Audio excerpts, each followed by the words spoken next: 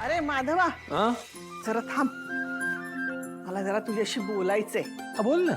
केदार आणि तारिणीच्या आयुष्यातली सगळी विघ्न दूर झाली.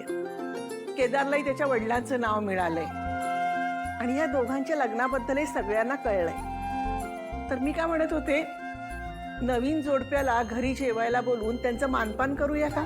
हो चालेल ना. म्हणजे तारिणीचं आपल्याला काहीच करता आलं नाही, लग्न नाही, पाठवणी नाही. तेव्हा नवीन जोडप्याला घरी जेवायला बोलवून त्यांचं मानपान पण करता येईल ना. हो. नवीन जोडपं कसलं नवीन जोडपं? खांडेकरांच्या संपत्तीवर नागासारखा वेटोळ्या करून बसलेलं.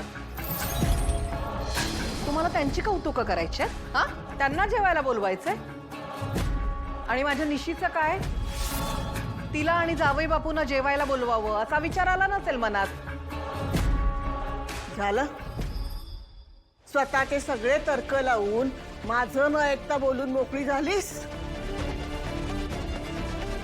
माधवा, तारिणी आणि केदार बरोबरच युवराजरावांना आणि निशिराई आपण बोलवूया. त्यांचाही मान करूया. दोन्ही लेकी आणि दोन्ही जावई येतील घरी.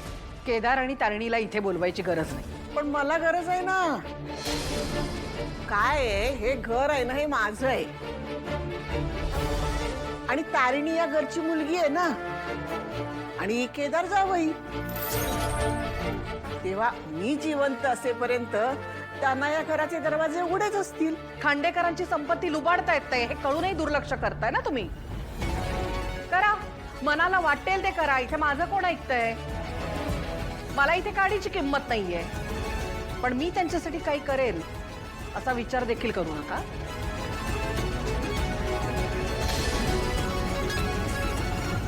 ही काय करणार आहे?